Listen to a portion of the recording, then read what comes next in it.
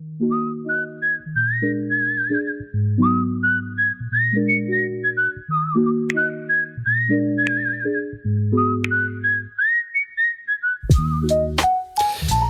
sido algo parecido a un editor porque me gusta leer, y la lectura atraviesa estas páginas como razón de ser de mi trabajo y de mi vida.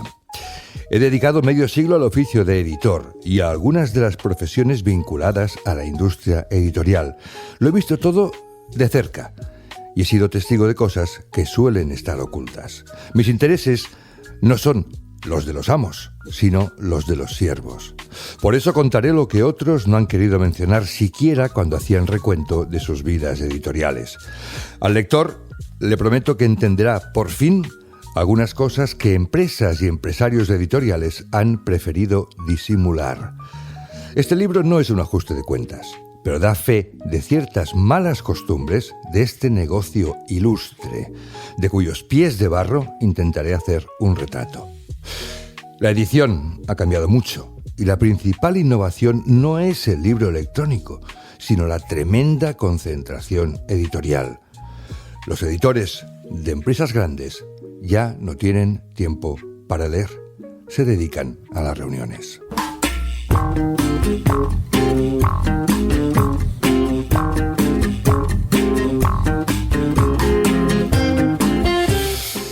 Pues mientras el mundo se llena de fanáticos y de jugadores de fútbol que aseguran que la Tierra es plana y que son invitados a todas las televisiones, aquí seguimos a lo nuestro, que es leer buenos libros y hablar de buenos libros. Bienvenidos una vez más a Librújula Podcast desde la sede estupenda de la Asociación Colegial de Escritores de Cataluña. Y yo, si yo fuera Antonio Lobato, diría, o avisaría, ojo de que vienen curvas. El texto que he leído pertenece a un libro. Pertenece al libro Personaje Secundario que acaba de publicar Editorial Trama. Ojo al subtítulo de este libro: La oscura trastienda de la edición. Y de verdad que a veces, más que oscura, parece negra y es desconocida. Vamos a ver si arrojamos un poco de luz sobre esa trastienda tan misteriosa con el autor del libro, que por cierto no deja indiferente. Tenía muchas ganas de hablar con él y es un lujo contar con Enrique Murillo. Empezamos.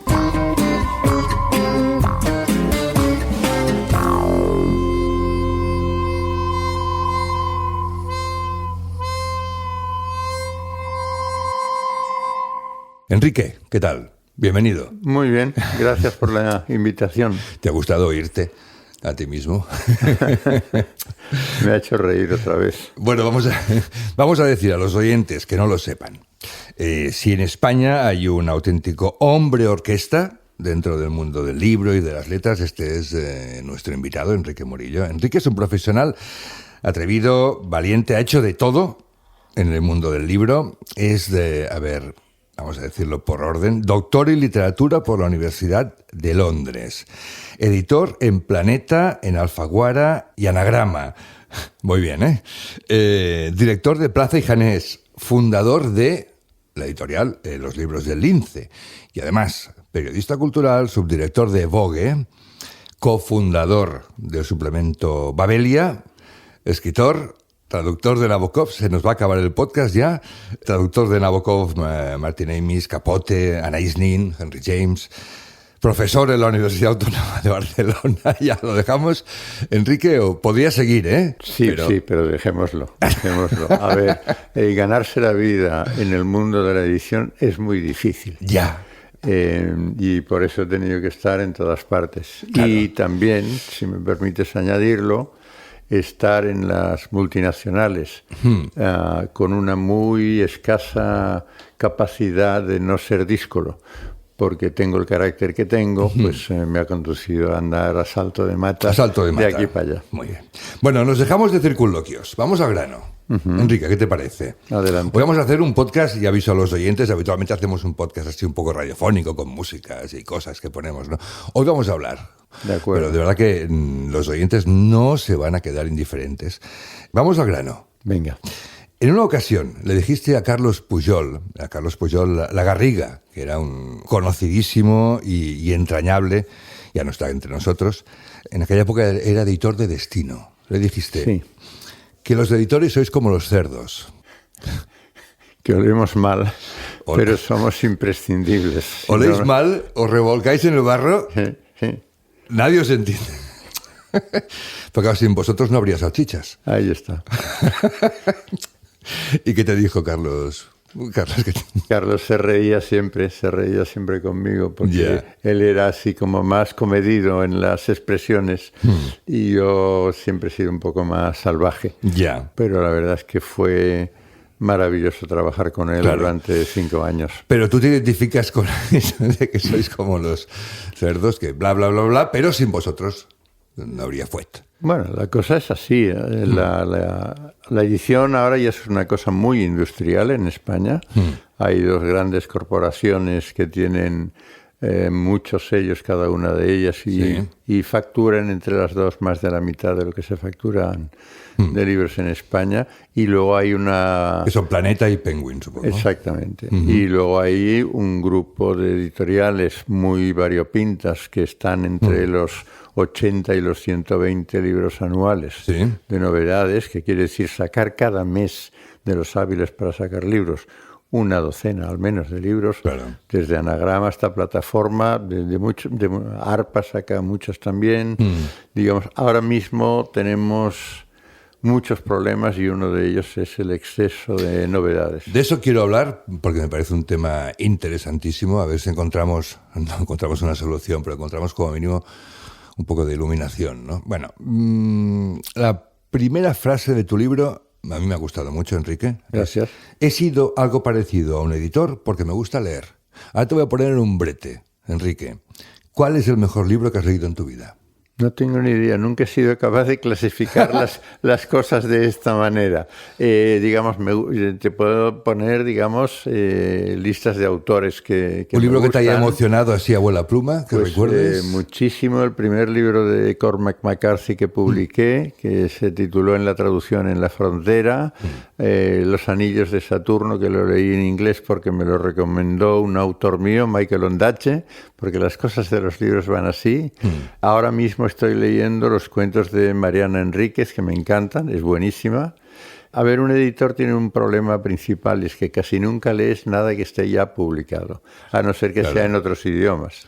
Y entonces lees solo manuscritos. Claro. Y te pierdes muchas cosas que no has podido publicar, han publicado otros, Sí. y tú no has tenido tiempo. Entonces, a lo largo de tu carrera, de tu larga carrera, ¿has leído más libros buenos o libros malos?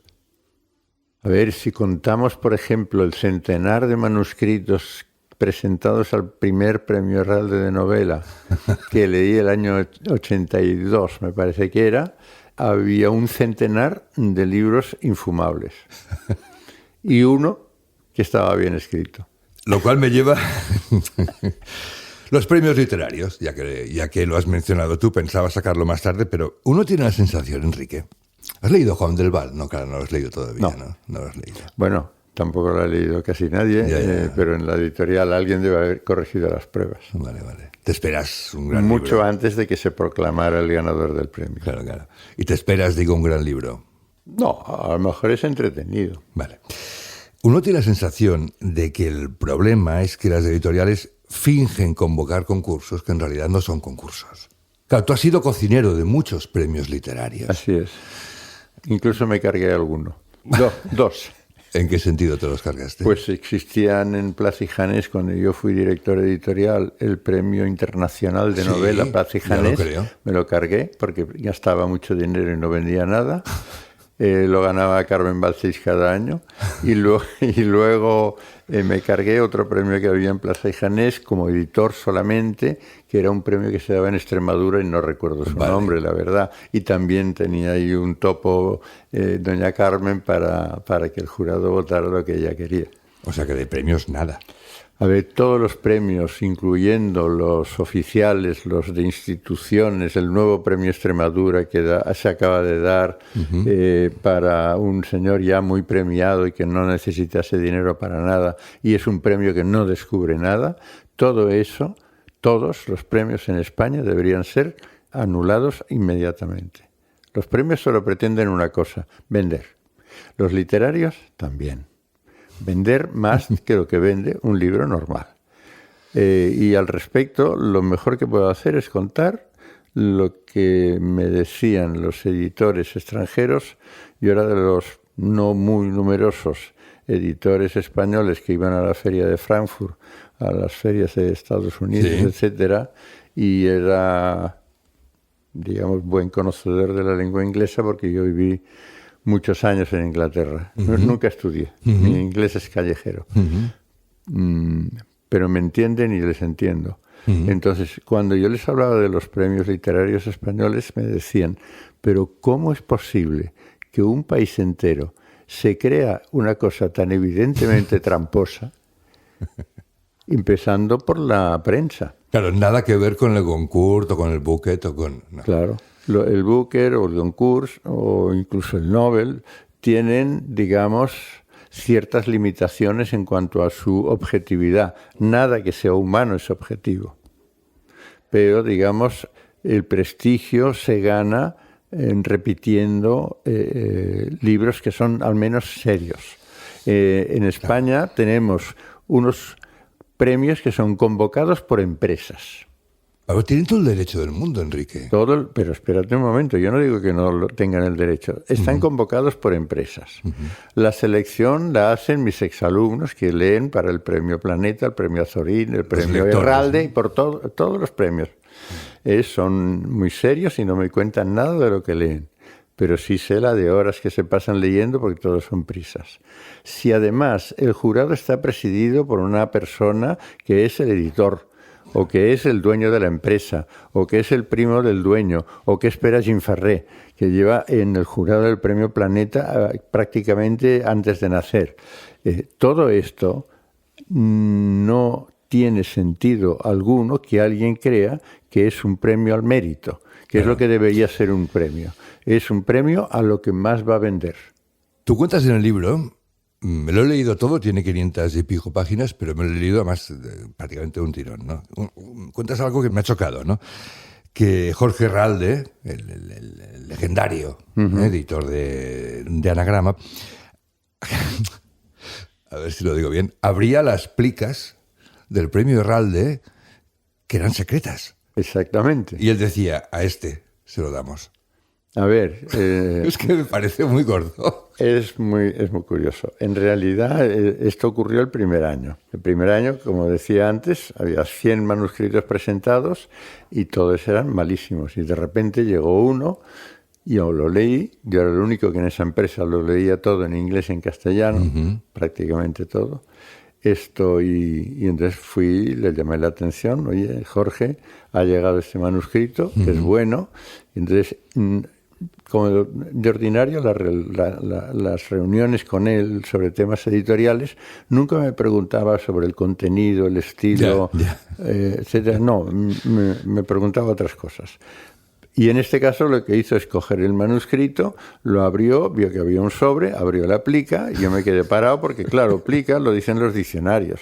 Es una cosa que solo, donde si tú presentas a un concurso una obra bajo seudónimo, claro, quieres mantener tu secreto y solo se puede revelar en caso de que tú ganes. Claro. Allí nadie había ganado nada. Y la abrió igualmente. Pero abrió y había un nombre y un teléfono. Me preguntó, oye, ¿te suena algo, Álvaro Pombo? Y yo le dije, no me suena nada. A ver, a nadie le sonaba nada. Había publicado 2 libros, uno con Rosa Regás, unos cuentos, con José Batlló, un libro de poemas. Yo desde luego no había leído nada de él. Y al final se lo dieron a Álvaro Pombo. Lo más gracioso es que no por ese libro, porque al abrir la plica quería saber el nombre. Como no sonaba nada, había un teléfono, entonces llamó. Y Álvaro, que a los 90 años conserva la misma ingenuidad que cuando tenía 3, recibió la llamada a gritos. Yo recuerdo que oía lo que él decía, de lo mucho que gritaba al teléfono. Y dijo, ¿os ha gustado? ¿En serio? Tengo otra novela mejor. Tengo otra. Y así lo repitió esto, 4 novelas llegó a mandar. Una de ellas presentada al Premio Planeta con el tampón. Obra presentada al Premio Planeta. Hay un dicho, por cierto, que me dijeron el otro día, trabajas menos que el jurado del Premio Planeta. Pues déjame contestarte con otra cita muy graciosa. Este es un famoso director general del mundo de la edición que en realidad procedía de algún tipo de producto de esos que se venden en el supermercado, ajá, de gran consumo, que fue el creador del primer gran almacén logístico español, lo cual tiene mucha importancia. Sí. Y este hombre un día, viendo que los números salían en la empresa, en Place Janés, esto fue antes de que yo llegara, pero me lo contaron, un día reunió a la junta directiva, que eran unas 14, 15 personas, y les preguntó, a ver, vosotros que lleváis tantos años en el sector, ¿podéis decirme cómo es posible que nosotros, que trabajamos tanto, perdamos tanto dinero, mientras que los escritores que no hacen nada ganan tanto? A esto habría que haberle contestado, hombre, pues no firmes los cheques. Claro, se pagaban anticipos salvajes. La empresa, cuando yo entré en el 92, perdía 2.000 millones de pesetas anuales desde hacía 6 años. Era ya un agujero en la línea de flotación de Bertelsmann, que se dice pronto. Enrique, bueno, decíamos que tú has sido cocinero de muchos premios, entre ellos el Planeta. A ver, confírmame una cosa que los oyentes van a escuchar y dirán, perdón.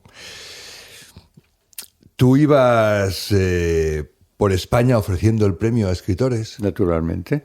Eso es lo que hace el editor que se encarga del Premio Planeta. Es decir, tú ibas a, no sé qué decirte, a Almudena Grandes y te decías, ¿quieres ganar el Planeta? Me invitó a una pizza y así se lo dije durante la comida y Almudena, muy graciosa, ella dijo, mira, Enrique, yo tengo un molino donde me voy a escribir, tengo un piso en Madrid. ¿Para qué quiero yo el Premio Planeta? Imagínate dar la vuelta a España en tren, que se hacía entonces. Ya. Con un plasta de finalista. Y todavía, ya. Dime algún nombre que también rechazara el Planeta.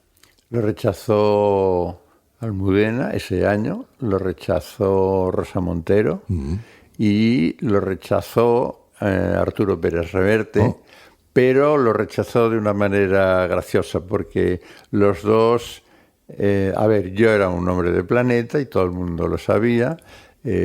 Arturo Pérez Reverte, cuando recibió mi llamada, fue muy amable y dice, sí, me interesa verte. Yo no le dije nada del Premio Planeta, claro. Le dije que era de Planeta. Claro. Y él lo sabía. Entonces nos vimos en el Café Gijón. Y él tenía un as guardado en la manga y yo tenía otro as guardado en la manga. El mío era, si acepta entrar en Planeta, lo siguiente es decirle, mira, el premio Biblioteca Breve luego, pero ahora ya empiezas con el vale. Planeta. Su as en la manga era, le voy a engatusar para que todo el mundo sepa que estoy en tratos con Planeta, cuando lo que quiero es que el país deje de hacerme la puñeta. Porque llevaban tiempo haciéndole la puñeta y como era la misma empresa, pensó, alguien lo arreglará y así ocurrió. Tú has dicho que el Planeta no está pensado para ser leído, sino para ser regalado a las abuelitas. Y si no, ¿cómo puede ganar la novela de Sonsoles Onega hace 2 años, después de una crítica feroz y seguramente justificada de Jordi Gracia en Babelia? Bueno, seguimos, Enrique. Además, ¿sabes que veo que controlas muy bien los silencios? ¿Ah, sí? Eres muy dramático. Cuando estás a punto de decir algo, te callas y haces ese blanco dramático. Bueno, soy un hombre de radio. Ya. Y trabajo en la BBC, en Londres. Madre. Oye, vamos a ver. Enrique, se publican un montón de libros. No sé cuántos títulos, 80.000, no sé, sí. 80 y... A ver, las cifras en España... No hay ninguna cifra estadística española del mundo del libro que nos valga de nada. Está todo mezclado y ya, más o menos de ficción. No, 90.000, seguramente hay 20.000 novedades, de las cuales ya no sabemos, para empezar, cuántos son lo que se llama autopublicación, bueno. Que podríamos llamarlo también autoengaño. Porque, claro. Pobre, si hay algún oyente que se ha publicado su libro en Amazon. No, a ver, claro, muy buen comentario. Publicar es que esté en la plataforma Amazon o que el libro sea público. Que alguien se entere de que se ha publicado. Bueno, no es lo segundo. Claro.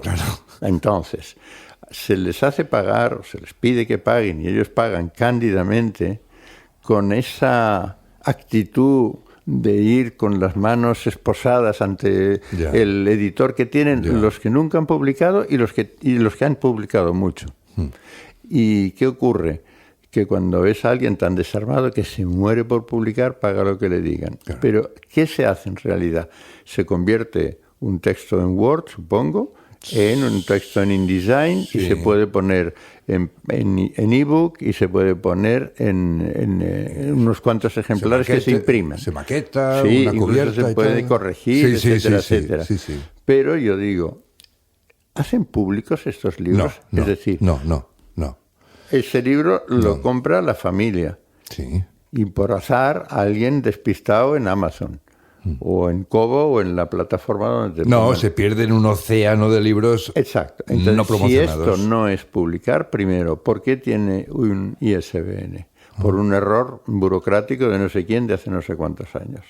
Eso es un error. Porque en realidad no se pone a la venta. Claro. Es que no se pone a la venta. Porque ponerse a la venta quiere decir entrar a través de una distribuidora en la red de las 3.000 librerías que hay en España. Y eso no lo hacen.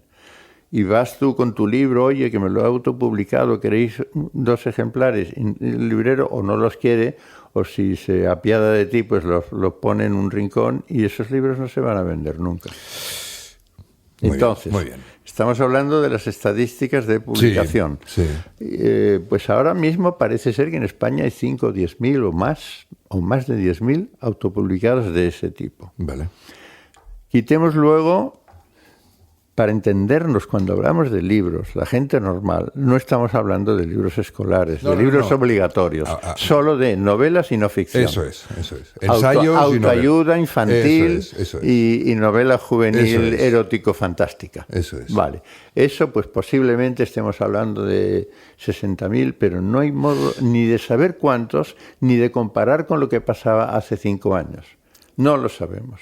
Tampoco sabemos cuántos de estos libros, ni las editoriales lo saben en realidad, se han vendido, porque tarde o temprano les van a llegar a las devoluciones de las librerías. Sí, así es. Y sin embargo, Enrique, y que sepan también los oyentes, que los escritores cada año cobran un dinero por libros vendidos, que la editorial ha decidido que son los libros vendidos. Exactamente. Y tampoco lo sabe la editorial.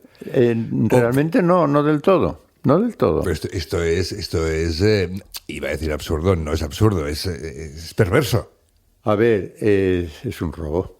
Claro. Vamos a hablar claro. Claro. A ver, dejando al margen lo difícil que es para un editor saber cuántos libros de los que están en la calle y han salido del almacén van a ser devueltos en algún momento. Es muy difícil de saberlo.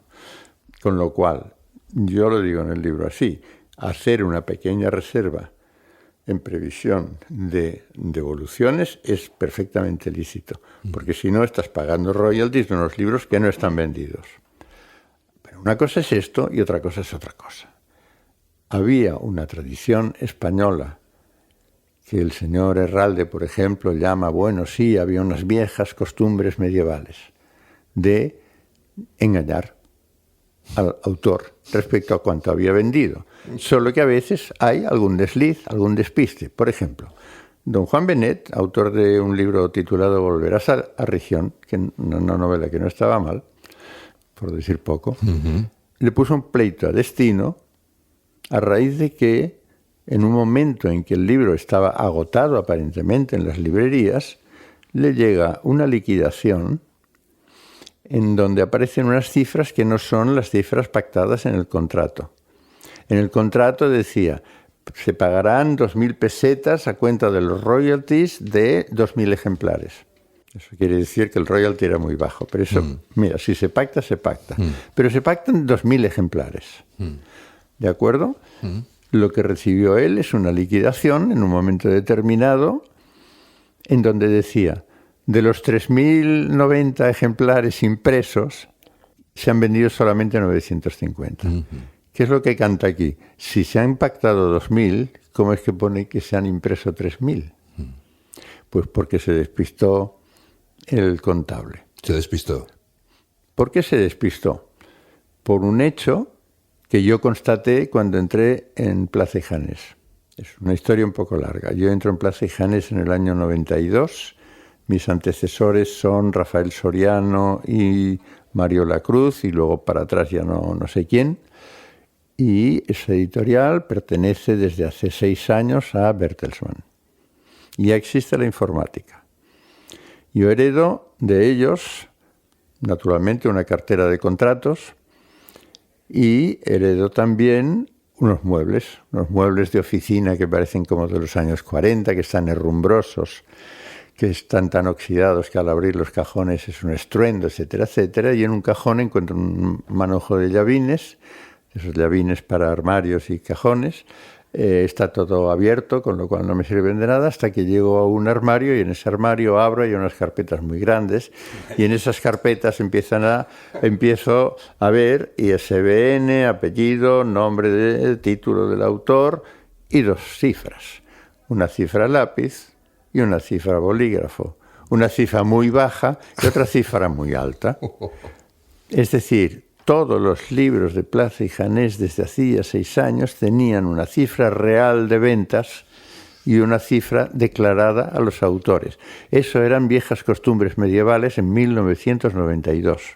Yo me fui con eso a mi director general, un joven alemán, Hans von Freiba, y le dije: mira, Hans, si tú ves lo mismo que yo, entenderás por qué te digo. Si esto es así, yo me voy de esta empresa ahora mismo. Él lo miró y me preguntó: ¿estos son 2 columnas porque hay engaño a los autores respecto a lo que venden? Digo: sí, esto es. Dice: esto Bertelsmann no lo hace en ningún país del mundo, y aquí en Plaza y Janés vamos a dejar de hacerlo ahora mismo. Uh-huh. Bueno. Entonces, este es el pasado. Vale. Caramba. Sí. Cosa. Una doble contabilidad, por así decirlo, ¿no? Tú has dicho que la industria editorial es un gigante en España, es un gigante con pies de barro. Y en algún momento igual has dado a entender que el sector camina hacia el colapso. Sí. ¿Has utilizado esa palabra en alguna parte? Sí. Bueno, pues, ¿cómo lo evitamos? Vamos por partes, porque ahí los pies de barro, me refiero muy específicamente a la situación laboral de miles de colaboradores editoriales, muchos de los cuales despedidos en la crisis de 2007-2008 que afectó a la industria en 2010 o así, y otros que sí por la COVID y otros por no se sabe qué, que son, caricaturizo pero no del todo, los únicos que trabajan los textos, los únicos que los leen. Esos son los que llamas en el libro los parias. Así es. Son traductores, lectores... Traductores, lectores, correctores de estilo, correctores de pruebas... Ilustradores igual. Ilustradores, maquetistas. Todos los que hacen cosas con el texto para que al final salga un libro. No. Los ilustradores, los portadistas... También, yo creo que la gente de marketing es la que más ha quedado en las empresas. Y luego la capa superior de los directores editoriales. En algún caso, naturalmente, sí hacen trabajo de edición de novelas y tal, pero parece como si fuera la minoría. El problema es el siguiente: esta gente han sido condenados a ser lo que ahora llamaríamos tan falsos autónomos como los de Globo. Por eso le escribí una carta a la doña Yolanda Díaz, llamándole la atención sobre este montón de gente, porque claro, lo que no puede ser es que encima la industria editorial ande alardeando de sus récords de facturación, en donde cuenta no tanto el aumento de la venta de libros, o que se lea más, sino el aumento del precio, porque están derivando ahí los precios altos del papel, pero en cambio no rebajan por lo poco que pagan los colaboradores. Claro. Lo que cobran los colaboradores, y lo digo con esta palabra y lo mantengo, es miserable.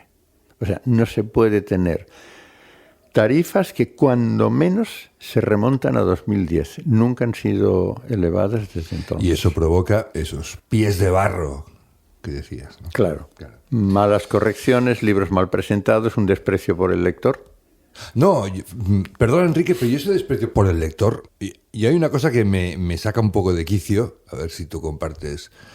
Tienes a un Instagramer o un YouTuber, ¿no? Y de repente saca un libro. Esta es la otra, sí. Claro, como mínimo debe tener, pues 10.000, 20.000 seguidores, ¿no? Y ese tipo, o esa tipa, me da igual. Yo te digo que no sabe hacer ni un párrafo sin poner...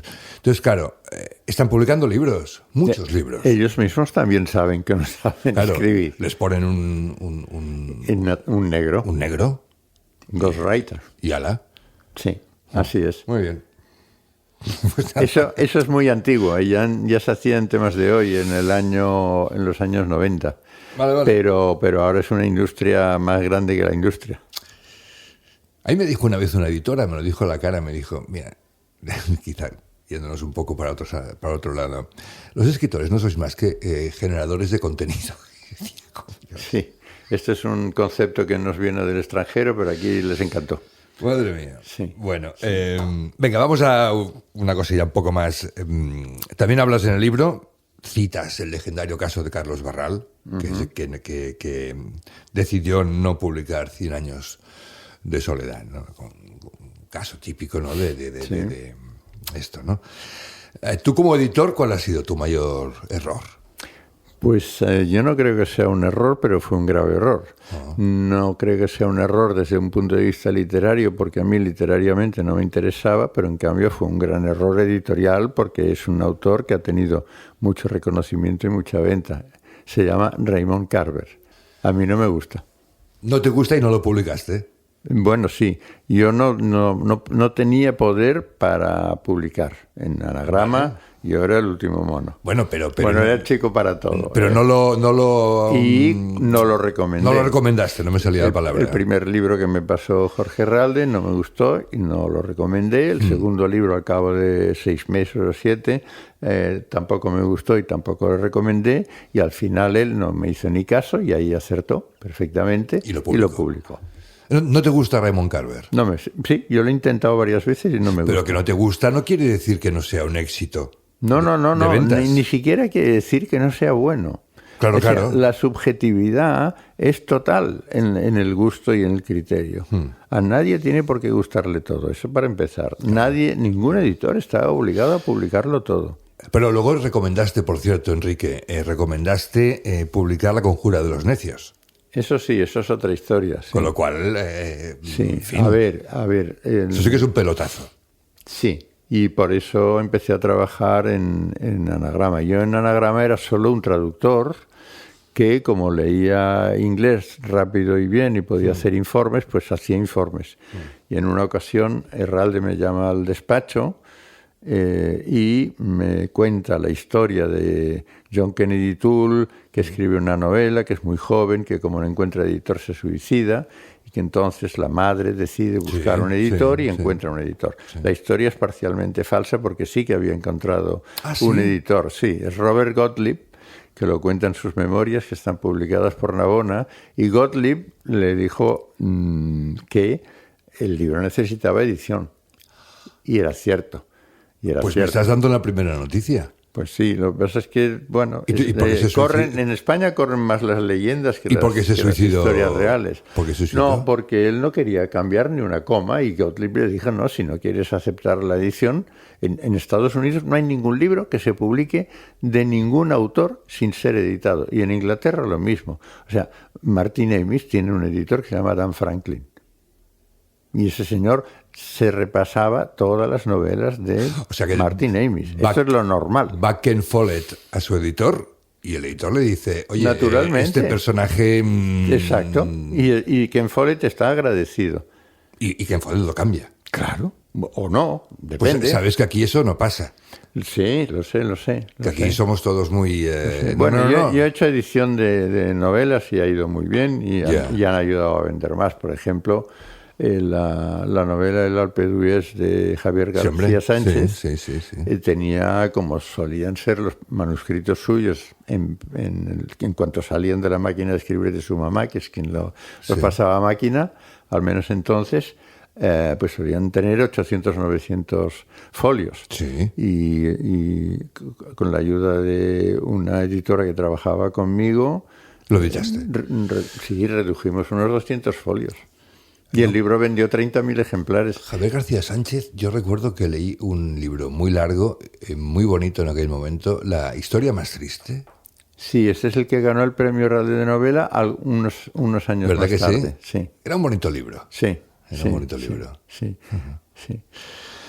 Tampoco te gustaba Vázquez Montalbán, por cierto. No, a mí me encantaban sus artículos, sobre todo los sociológicos. No, digo Carballo y todo eso. Sí, sociológicos y políticos. Es que en general a mí la novela policíaca, que no deberíamos llamar negra, la novela policíaca no me gusta nada. Vale.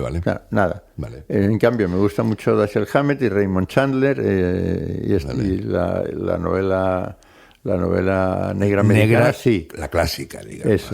Eso es. Pero de los autores contemporáneos no leo ninguno y me aburren. Quiero recordar, porque no está mal la conversación, que estamos hablando con Enrique Murillo, que es el autor de este librazo que se llama Personaje secundario, en trama. Hay una anécdota en la página 152, perdón, lo digo porque tengo que mencionarla. Tom Sharp, sí. gritando, soy alérgico a la... ¿Por qué no la cuentas, Enrique? Tú la contarás mucho mejor que yo. En cierto momento yo ya trabajaba en Anagrama, también encargándome de la prensa. Nunca me dijeron qué es lo que tenía que hacer. Encárgate de la prensa. Bueno, encargarte de la prensa, pues introduje el género de la entrevista, que en Anagrama no se usaba, pero otras editoriales empezaban a usarlo, porque es el más socorrido para vender libros. Sí.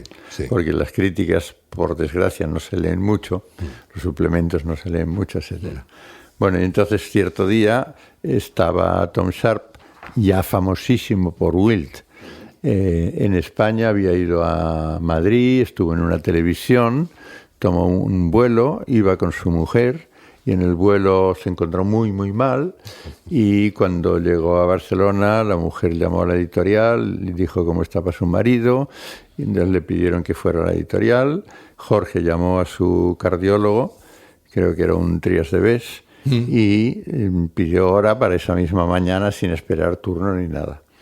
Y Jorge no le acompañó porque, claro, se trataba de hacerle de intérprete con el médico. Claro.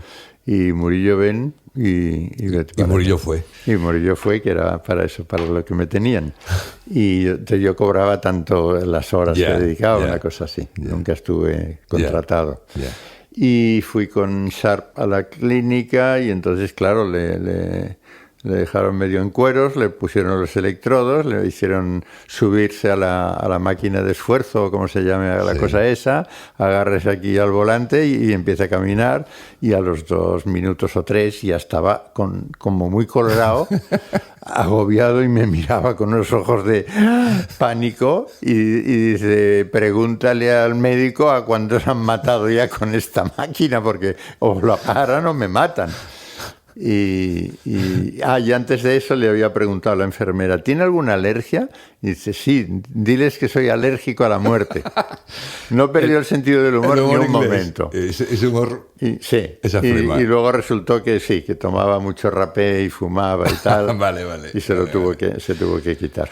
Oye, un par de cosillas más, Enrique. Dime.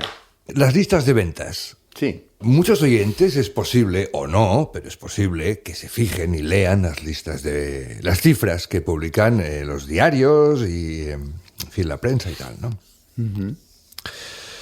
¿Cuánto nos podemos creer de esas cifras de venta? Cuando yo era el editor en Planeta, uno de los autores de Planeta era Terence Moix, de quien yo me ocupaba personalmente. Otro era, por ejemplo, Francisco Umbral. Bien, Francisco Umbral salía en la lista de bestsellers cada vez que sacaba una novela, pero solamente en la lista de bestsellers del diario El Mundo o el diario que fuera donde él estuviera haciendo su columna, ya no me acuerdo, o Diario 16 o lo que fuere. A ver, las listas de bestsellers Y en El País salen... Perdona, es que yo lo he comprobado, claro. Salen las de editoriales de... No, El País no ha tenido lista de bestsellers nunca. Yo lo intenté cuando entré en El País en el año 1991 y me dijeron no, porque hacerla bien es demasiado caro. Digo, hombre, es la pieza maestra de la New York Times Review of Books. Claro. Como es seria, es como ir a misa, lo que dice allí es verdad, Vale. pues son datos estadísticos. Aquí sabes cómo se hacen las listas de bestsellers. Bueno, cada diario hará lo que le dé la ¿Cómo gana. se hacen? Pero en general es una llamada de un redactor, digamos, o el becario, y tiene una lista de librerías y teléfonos, llama al librero y le dice cuál es el que has vendido más. El librero no es tonto y sabe que aparecer un libro en la lista de bestsellers hace que se venda más. Y el librero sabe que se ha equivocado pidiendo demasiados ejemplares de tal libro. Entonces la astucia consiste en poner en la lista aquellos de los que tienes demasiado stock. Claro. Para ver si se vende de una vez. Oye, los dilemas éticos, ya con esto acabamos. Seguiría, pero yo creo que ya hemos lanzado unos cuantos bombazos, ya no hay que exagerar. Hay una historia que me parece muy divertida. El director general de Plaza y Janés, cuentas en el libro, esta y muchas más, que animo al lector a que se acerque a ellas. Siempre hay una. Te llama el director general de Plaza y Janés y te dice, oye, la empresa está en paso de la quiebra. Entonces, chico, haz libros que vendan mucho. Simplemente, ¿no? Y te daban 1 año y medio.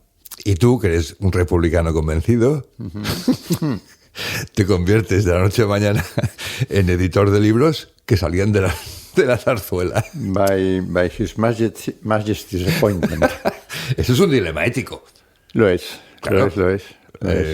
Esto empezó muy gracioso. Yo había sido subdirector de Vogue en España y mi principal articulista era José Luis de Vilallonga, y cada mes tenía que llamarle para decirle, oye, te voy a cambiar este adjetivo porque te estás metiendo con las clientes de Vogue, claro. No te pases tanto, es muy gracioso, pero tal. Bueno, y era ya una conversación divertida porque el tío era muy simpático. Tampoco era muy monárquico, que digamos, a pesar de ser grande de España. Bien, entonces un día estaba yo en Plaza y Janés con la desesperación de encontrar libros que vendieran. Me dijo, al menos que vendan 30.000 ejemplares. Bueno, ¿y eso cómo se come? Y me llama José Luis de Vilallonga y me dice, mira, te voy a leer en francés porque lo estoy escribiendo en francés, un párrafo, y ya me dirás lo que te parece. Y me leyó un párrafo que era el relato que hacía Juan Carlos I del golpe de Estado. Él en la zarzuela, Alfonso Armada llamando a la puerta, queriendo entrar como fuera, etcétera, etcétera. Y le digo, ¿esto qué es, José Luis? Dice, esto es un libro que ya he terminado, estoy terminando las últimas páginas, y que tiene editor francés, que es quien me ha encargado el libro a mí, yo ya he cobrado, y que queremos que se publique en España. Pero la única editorial que quiere publicarlo en este momento es Ediciones B. Porque ha corrido la voz de que hay alguien dentro de la zarzuela que no quiere que se publique. Se refería a Sabino, que era entonces el secretario de la casa. Y claro, lo que no quieren en la zarzuela encima es que este libro aparezca prepublicado en un interview con una señora en cueros en la primera página y luego en las centrales y tal, etcétera. Yo me atreví a tirar para adelante, lo contraté, fue una cosa complicadísima, era carísimo, conseguir el dinero no lo conseguí solo de la editorial, tuve que hacer varias operaciones, etcétera. Al final me salió bien, el libro se publicó y a pesar de que el bobo de mi director comercial, que era un bobo de Coria, quería hacerme la zancadilla y que me la pegara, imprimía de 10.000 en 10.000, al final vendió 300 y pico mil ejemplares. Fue un exitazo. Sí. Ya 2 últimas cosas, muy rápidas. Los editores, sobre todo, os fiáis de vuestro ojo. Sí. Si un autor, un oyente que nos esté escuchando, publica un libro, ¿con qué cifra de ventas, como mismo la declarada por la editorial, debería sentirse satisfecho? Tal como está ahora la situación y dependiendo del tipo de novela que sea, digamos, las ventas han bajado radical y brutalmente. Una cosa decente. Entonces, depende. Si es una novela de las que llamamos literarias, es decir, que en principio la publicará una editorial pequeña, pues imprimirán 1.200 si tienen mucha suerte y seguramente solo 900 u 800, y con vender 200 y 300 no es que se tenga que conformar, es que no hay otra. No va a vender más. ¿Y la editorial ha amortizado? No. ¿Con cuántos ejemplares amortiza la editorial? Si no es traducido el libro, pues, y depende de la cantidad de páginas, todo es muy variable. Si es una novela no muy larga, pues al menos 700, 600. Vale. Es decir, las editoriales pequeñas pierden con muchos de los libros que publican. Claro. Es así. Claro. O sea, por eso yo les llamo héroes. No, un sentido homenaje, y desde aquí lo hemos dicho un montón de veces, a esa mitad del sector editorial español que no pertenecen a los grandes y que están cada día ahí currándoselo. Sí. Y arriesgándose en muchas ocasiones su propio dinero, arruinándose en más de una ocasión. Sí, además no cobrando un sueldo siquiera. No cobrando un sueldo, y los tíos, por amor a la literatura, los tíos y las tías, por amor a la literatura, así es. Pam, ¿no? Oye, Enrique, ya, ¿no? Llevamos, no sé, pues como 3/4 de hora y seguiríamos hablando porque hay un montón de historias. Yo animo a los oyentes una vez más, en fin, a acercarse a este libro, Personaje secundario, de Enrique Murillo, que es un placer y un lujo tenerlo aquí, de verdad, Enrique. Es momento de despedirnos, pero no nos vamos a despedir. Me hace falta que te quedes un segundo. ¿Por qué? Te digo por qué. Yo habitualmente, Enrique, cuando despido, aquí vamos un poco a salto de mata. Las cosas como son, ¿no? No tenemos ni idea de qué irá el día siguiente el programa, ¿no? Pero en esta ocasión no es así, porque sabemos perfectamente a qué autor magistral, uno de los mejores del siglo XX, inspirador, gigantesco. Ahora dirás que no te gusta, entonces yo quedaré fatal, pero a mí me encanta, es un tipo creador de bellezas maravillosas. Dedicaremos el programa siguiente. Pero como aquí nos encantan los misterios, vamos a dar una pista. Tú también la escuchas y a ver si sabéis de quién se trata. Muy bien. Deme el lanzallamas. Así, eso es lo que me gusta ver. Es la única verdad. Las novelas no describen la vida. ¿Qué esperaba usted obtener de esas páginas impresas, Montag? ¿La felicidad? Ha sido usted un pobre iluso. Esta jerga acaba por enloquecerle a uno. ¿Qué imaginaba? ¿Que estos libros le enseñarían a caminar sobre las aguas? Montag ha de aprender a pensar un poco, a comprender que todas estas recetas de felicidad discrepan entre ellas. Deje que ese montón de contradicciones se reduzca a cenizas. Somos nosotros quienes velamos por la felicidad del hombre. Fíjese, es fascinante. Las páginas parecen pétalos de flores o mariposas luminosas y negras. ¿Quién puede explicar la fascinación del fuego? ¿Qué es lo que nos atrae de él, seamos niños o ancianos? Enrique, ¿sabes de quién se trata? Creo que sí. ¿Y te gusta? Me gusta.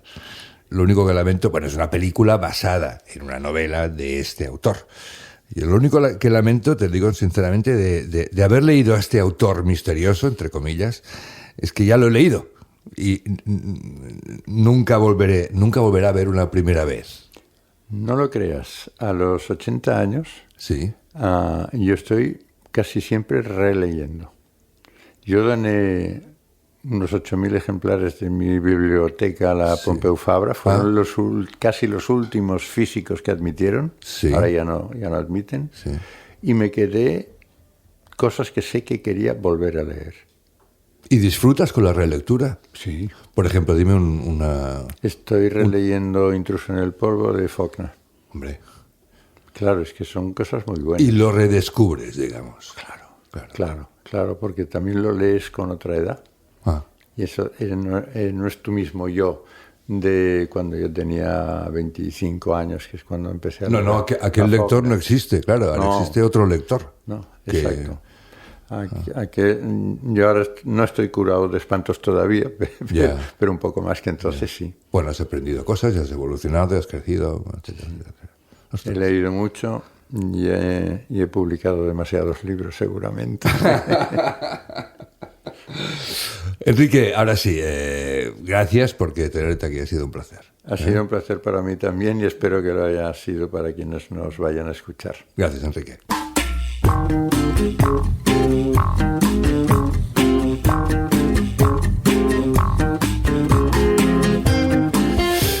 Hemos estado, yo creo que un poquito más de lo habitual, pero la verdad es que la charla con Enrique Murillo lo valía. Han quedado muchas preguntas en el tintero, pero yo creo que las principales también han sido las que hemos planteado. Recordamos el libro Personajes Secundarios, el libro Trama Ediciones. Muchas gracias a la ACEC, a la Asociación Colegial de Escritores de Cataluña, también gracias a Cedro por hacer que este invento sea posible, Vicenç Armero, Susana Picos, Carlos Luria, que soy yo, y dentro de 2 semanas nos veremos en un programa protagonizado por ese autor misterioso, a ver si sabéis cuál es. Que tengáis muy buenos libros.